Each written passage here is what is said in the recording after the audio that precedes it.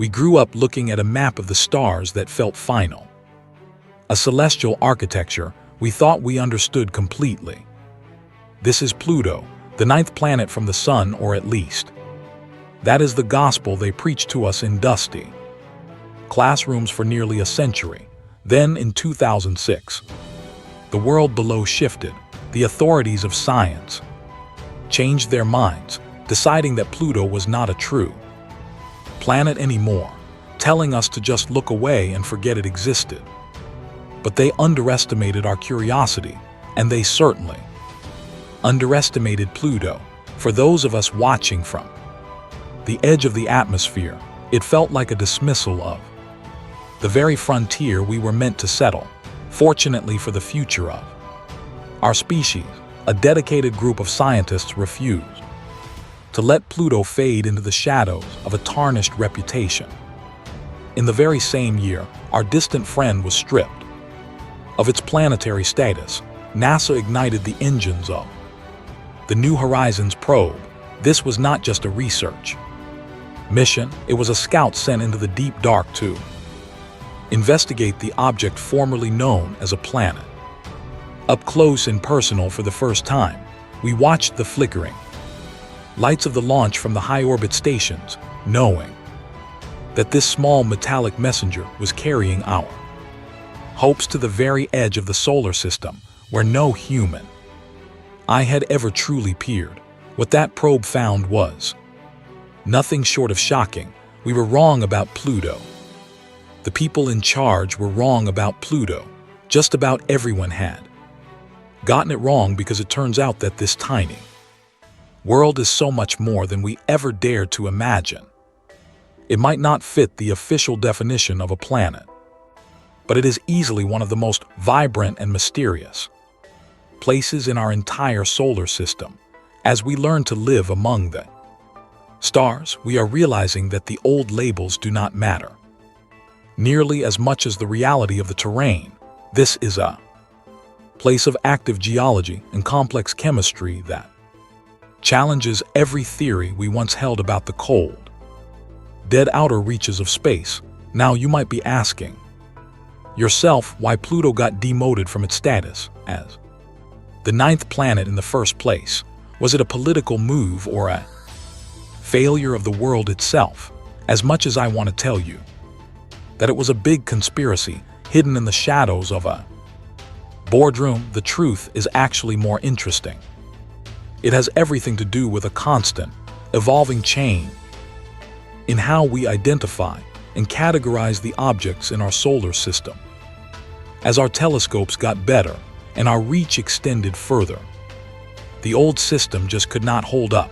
We are witnessing the growing pains of a species that is finally moving out of its cradle and into the vast, complicated neighborhood of the sun. This struggle to define our surroundings has been going on for much longer than you might think. Back in the 1800s, when modern astronomy was really starting to find its footing, there were actually 20 different planets in the solar system. Every single time someone spotted a new moon or even just a particularly large asteroid, they would jump at the chance to declare it a brand new planet.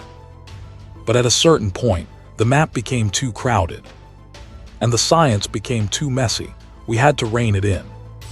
We started developing strict criteria for what qualifies as a planet, and that process of refining our understanding is still happening every single day.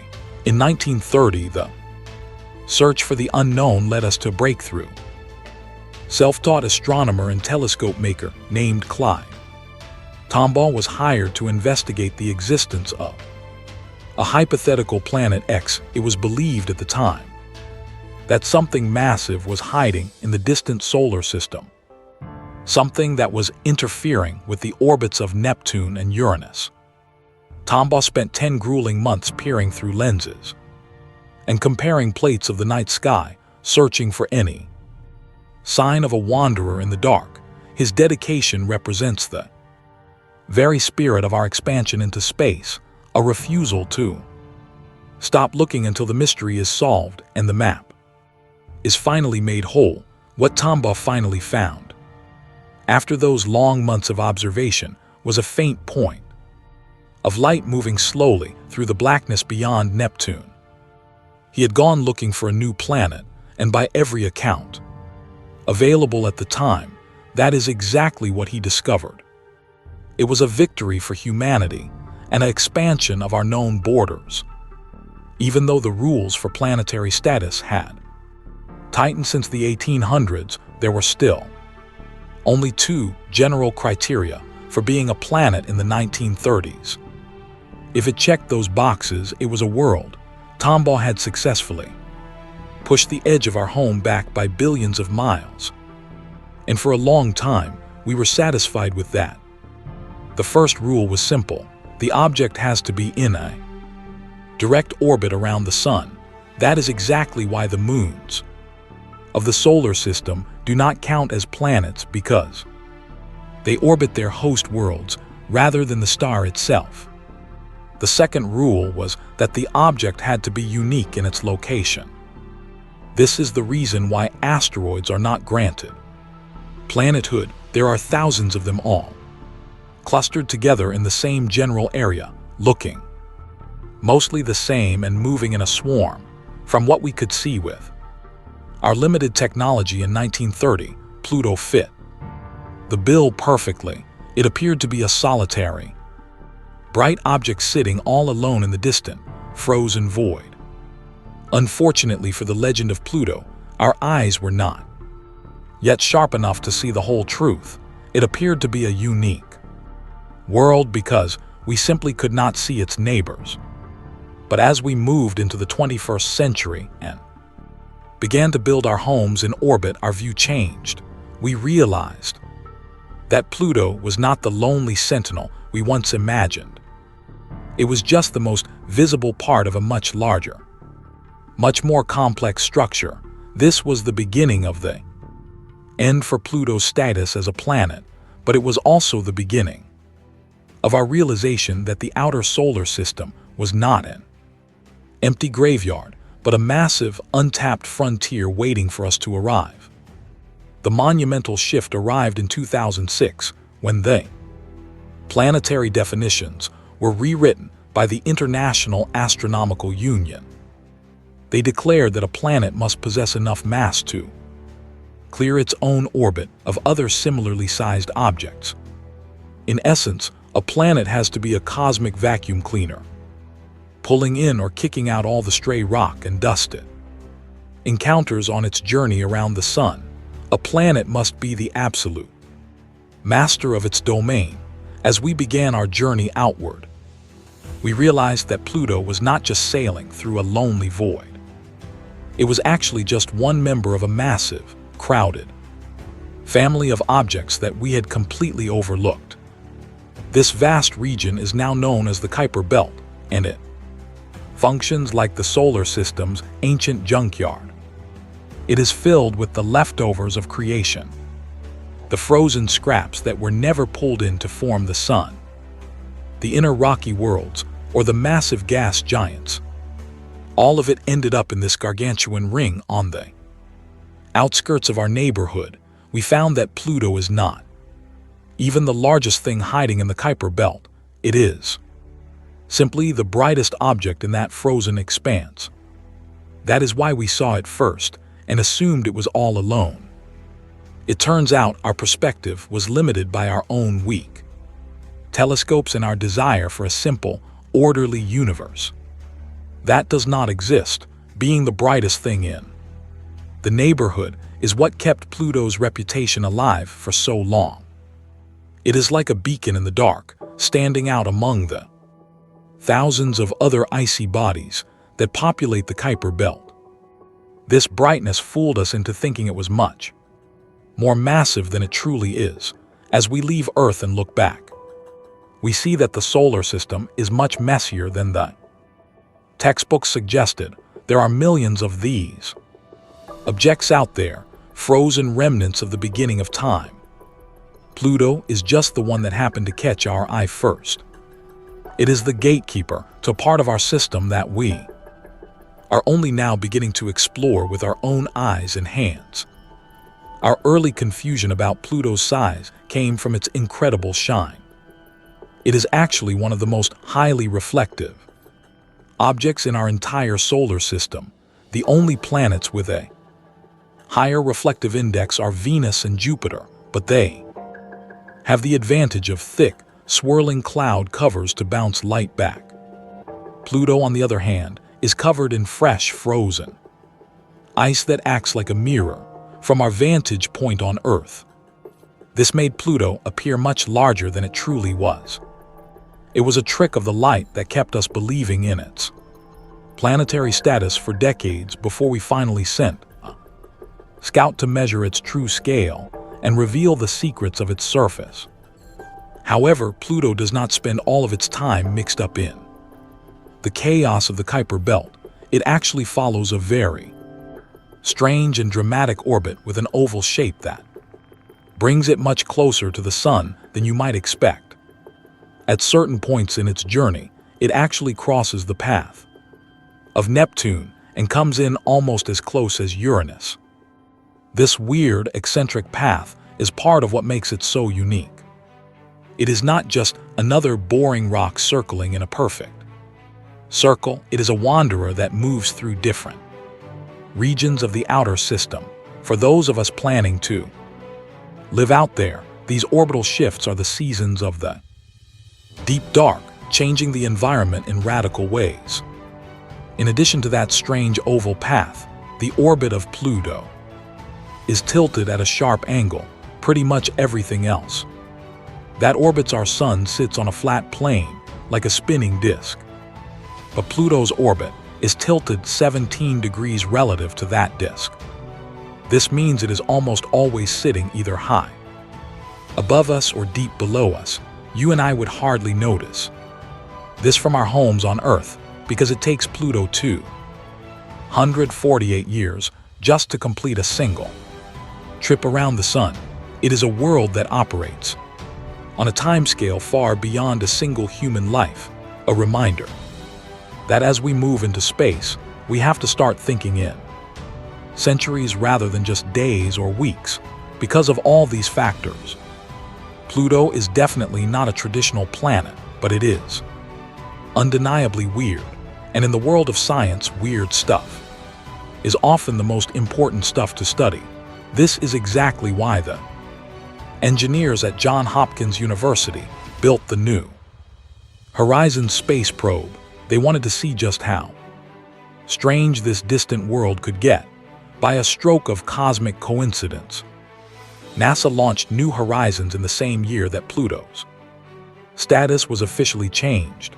As we were losing a planet on our maps, we were gaining a new eyes in the dark. It was a turning point for humanity, the moment we stopped just naming things and started actually going to see them. The biggest hurdle the team had to overcome was the sheer, mind-boggling distance. Pluto is so far away that we could not afford to wait decades for a slow probe to get there. To solve this, they took the relatively light New Horizons probe, which only weighed about 1,000 pounds, and strapped it to the most powerful rocket available at the time. This was an Atlas V, boosted by 5 additional side rockets that delivered a staggering 2 million pounds of thrust. It was a brute force approach to space travel. We watched from the ground as that pillar of fire punched through the atmosphere, sending our first true ambassador to the outer rim at a speed that defied belief. New Horizons left the Earth in a massive hurry, moving faster than any man-made object before it. In just 9 hours, it was already sailing past the Moon and heading into the deep. To give you some context, that is about 10 times faster than the Apollo missions that took our ancestors to the lunar surface. After only 1 year in the void, the probe was already approaching the massive gravity well of Jupiter. NASA used this flyby as a perfect opportunity to test out the advanced imaging systems.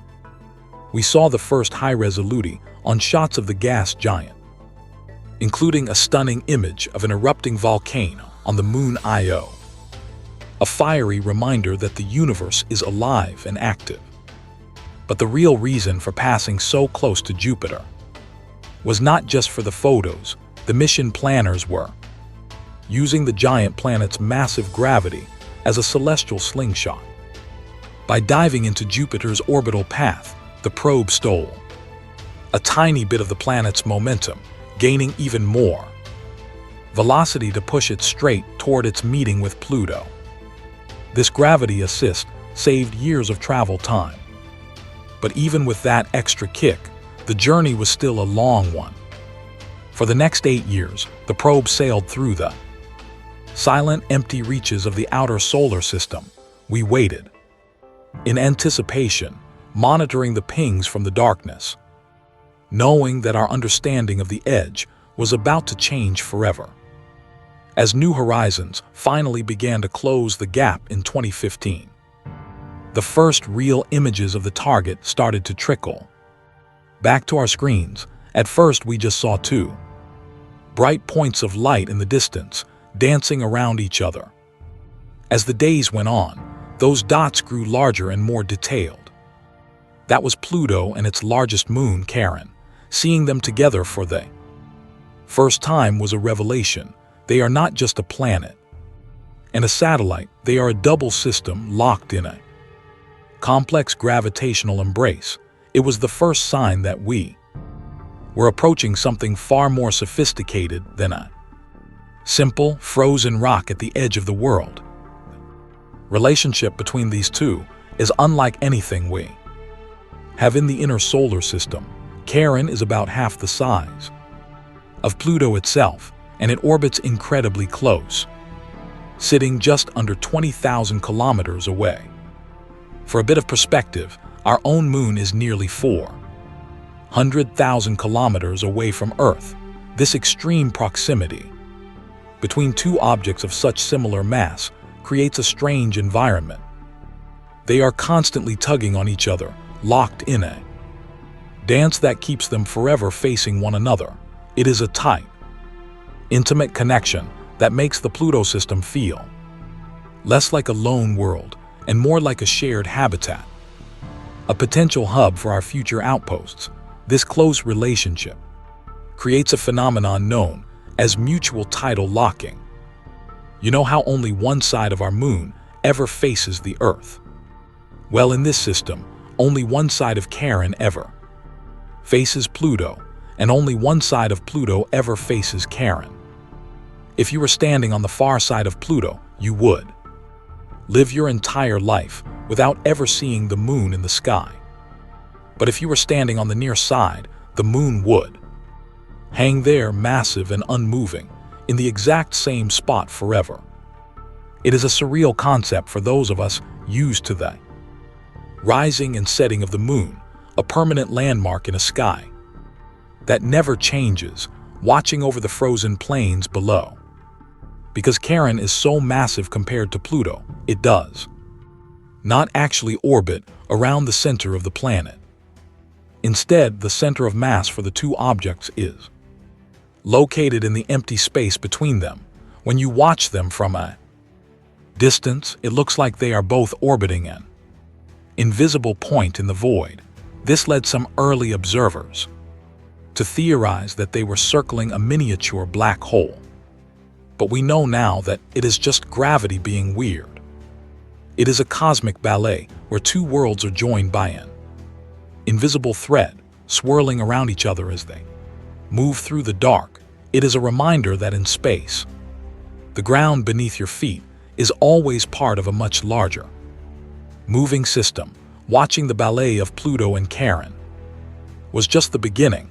As New Horizons finally made its closest approach, it began sending back the first high-definition photographs of the surface. And what we saw was not what anyone expected. If you were looking for a boring, uniform ball of blue ice, you would be disappointed. Pluto is a diverse, colorful world filled with deep reds, pale blues, brilliant whites, and even burnt oranges. It looked more like an artist's palette than a frozen rock. The surface was a chaotic mix of terrains that suggested a history far more complex than we ever dreamed. We were looking at a world that was very much alive in its own cold way. The most striking feature we identified was a giant, pale heart-shape stretching across the equator. This massive landmark, which we now call Tombo Regio, is made of vast, low-lying plains of frozen nitrogen and carbon monoxide. What is truly fascinating is that each side of this heart has its own distinct personality.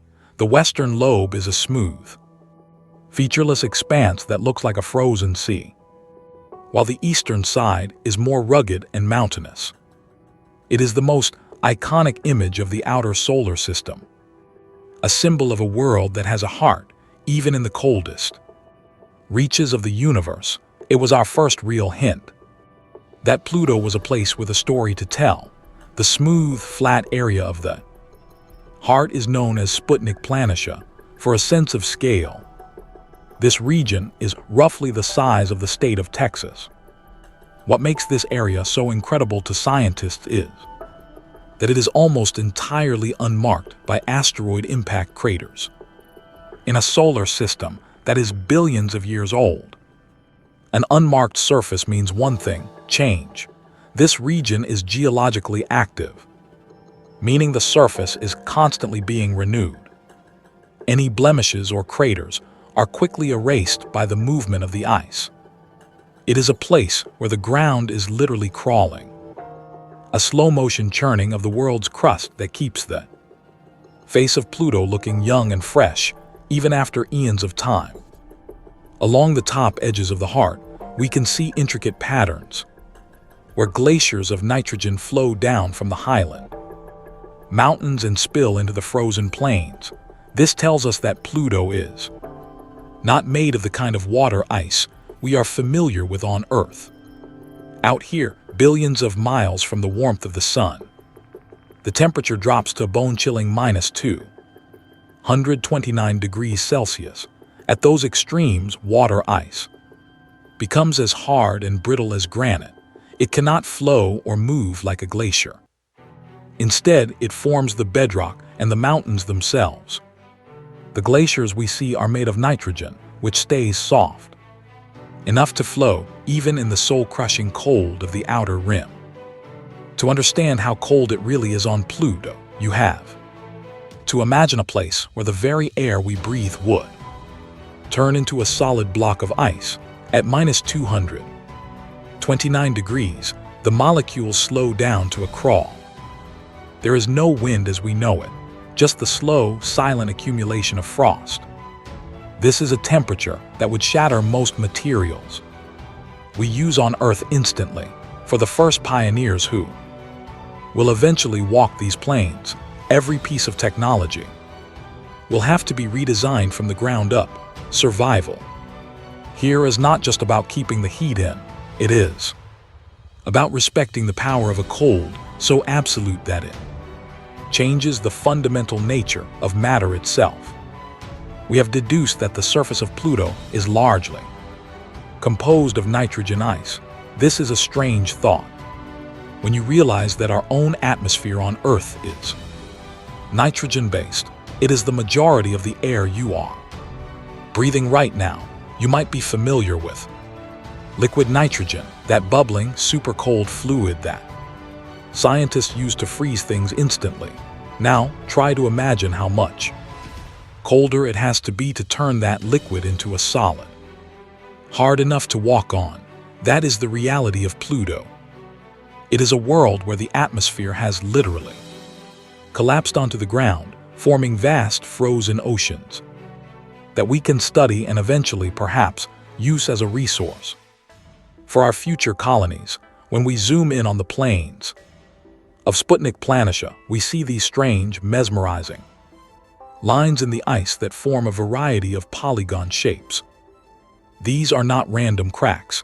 They are the visible signs of convection currents. Heat is rising up from Pluto's interior, warming the bottom of the nitrogen ice.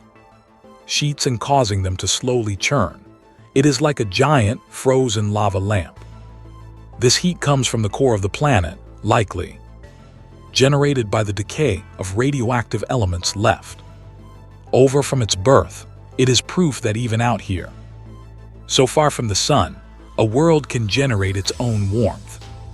It is a flickering candle in the dark, a source of energy that we might one day harness because we are in the near vacuum of space. Liquid cannot exist on the surface of Pluto, not even liquid nitrogen.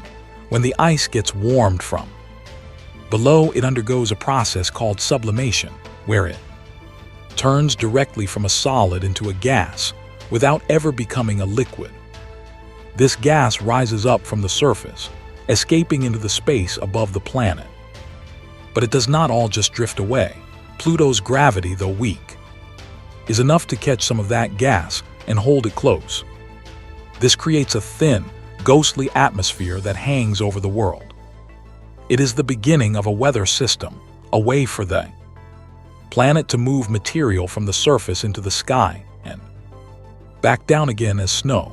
This rising gas forms layers of thin, blue fog that float high above the surface.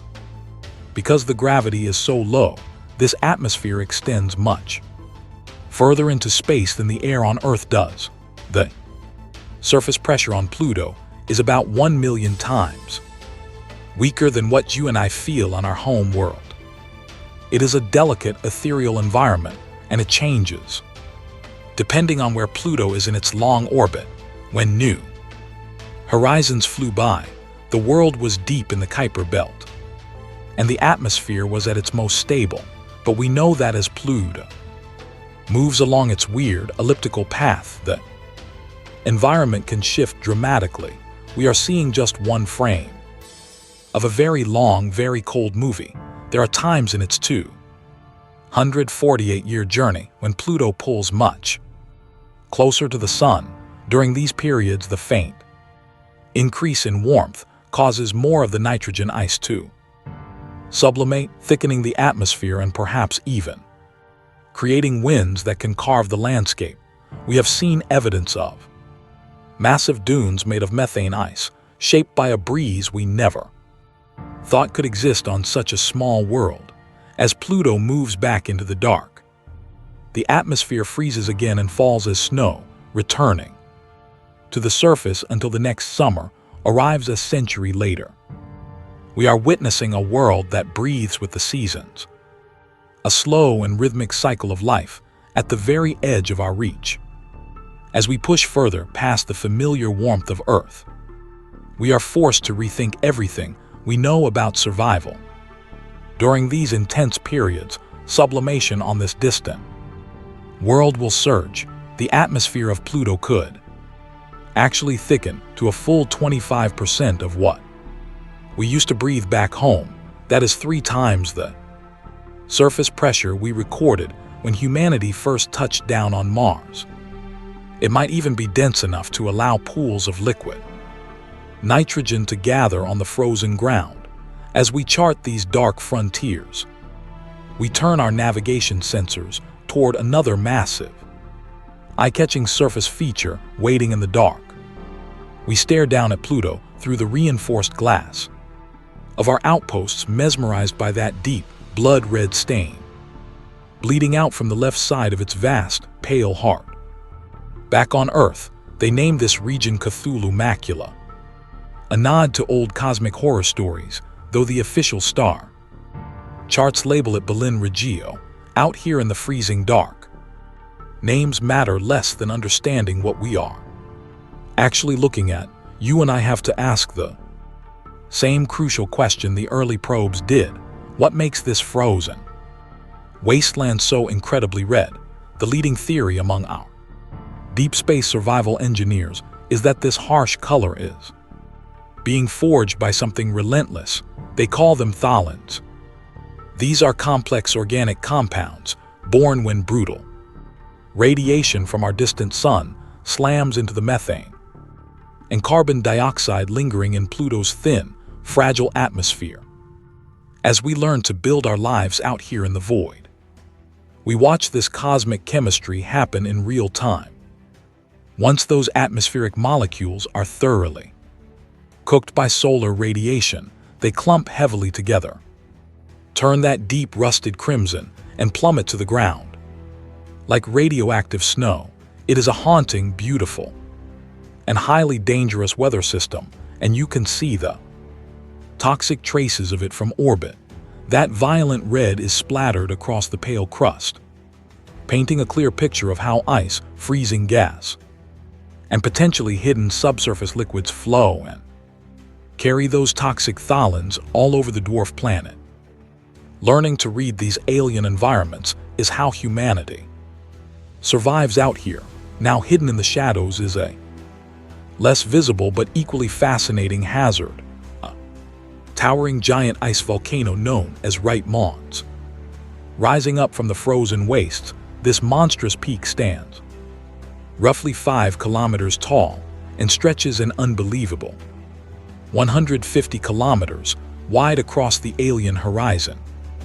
Instead of molten rock, this massive beast erupts with a freezing, slushy mixture of water and volatile methane. And this is not the only cryovolcano waiting for us out here. It is simply the largest one we have charted so far. Our onboard instruments still cannot tell us exactly how often these frozen mountains erupt, but the thermal data proves that the geological heart of this world is still relatively active.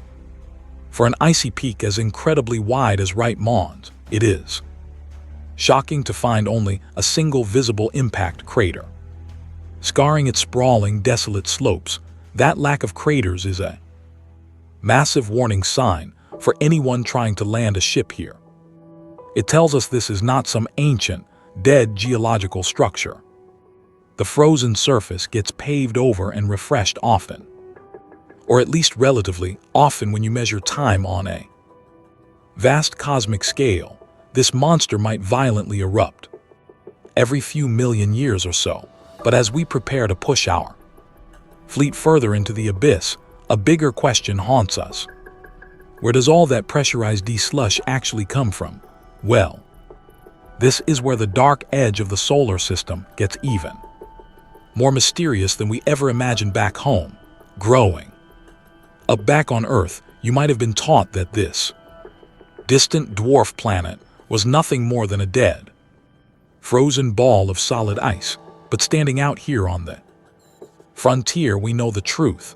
The telemetry data we have analyzed suggests that the deep rocky core of Pluto is actually still burning hot, and for humanity, heat means survival, because it means that right beneath this frozen crust, there should be a thick, dark ocean of liquid water. This is the exact same life-sustaining composition our pioneer crews expect to find hiding inside the frozen moons orbiting massive gas giants. We have mapped those same hidden oceans out by Jupiter on Europa and near Saturn on Titan.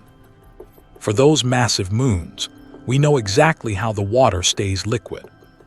The crushing, relentless force of gravity from their host planets literally stretches their cores, generating immense internal heat. But Pluto is floating entirely alone in the deepest dark. We honestly have no solid explanation for where its internal furnace gets its power.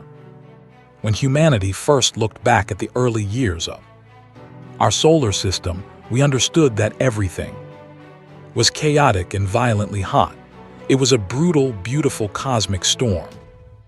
Our blazing young sun was surrounded by a thick, swirling cloud of jagged rock, volatile gas, and heavy metals. Everything was constantly smashing together, shattering into pieces, and violently fusing back together to form the very planets and moons we are now trying to colonize. It was absolute, unforgiving chaos, but eventually the long winter of the solar system set in, and the fires faded. Everything started to freeze, and based on the physics we carried with us from Earth, smaller, isolated objects in the void always tend to lose their heat and freeze solid.